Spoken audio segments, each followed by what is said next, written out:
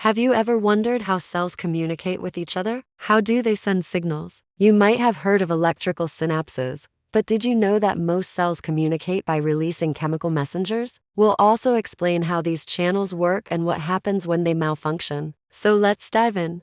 And the process starts with voltage-gated ion channels. These tiny proteins are the key to understanding how cells send signals. They're found in the cell membranes of many types of cells, including neurons, muscle cells, and endocrine cells. These channels are important for a variety of cellular processes, including the transmission of nerve impulses, muscle contraction, and hormone secretion. But these channels don't just passively allow ions to flow through them. They actively open and close in response to changes in membrane potential. That's because they're made of protein, and the proteins are sensitive to electrical charges. By understanding how these channels work, we can develop new drugs and therapies to treat a wide range of diseases. When the membrane potential changes, the proteins that make up the voltage-gated ion channels change shape, opening or closing the channel. In this episode, we're going to explore the hidden roles of voltage-gated ion channels in cell signaling. Many drugs and toxins target voltage-gated ion channels, either blocking them or mimicking their activity. For example, some local anesthetics block voltage-gated sodium channels, preventing the transmission of nerve impulses and reducing pain sensation. Other drugs, such as antiarrhythmics, target voltage-gated ion channels in heart cells to regulate heart rhythm. Voltage-gated ion channels are like little gates that open and close in response to changes in electrical voltage.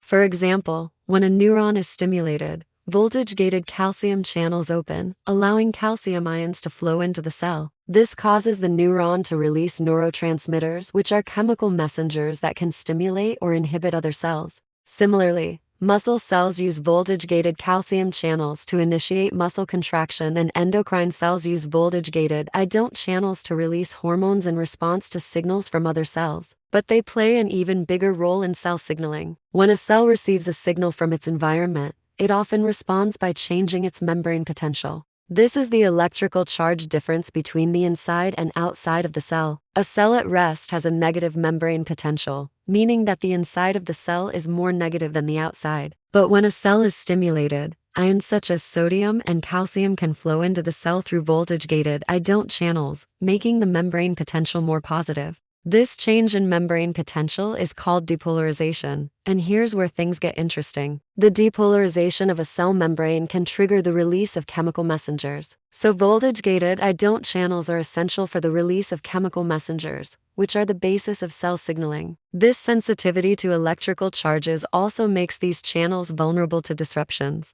In conclusion, voltage-gated ion channels are essential for a variety of cellular processes, including the transmission of nerve impulses, muscle contraction, hormone secretion, and cell signaling. Thanks for watching. If you liked this video, please subscribe and give us a thumbs up. We'll see you next time.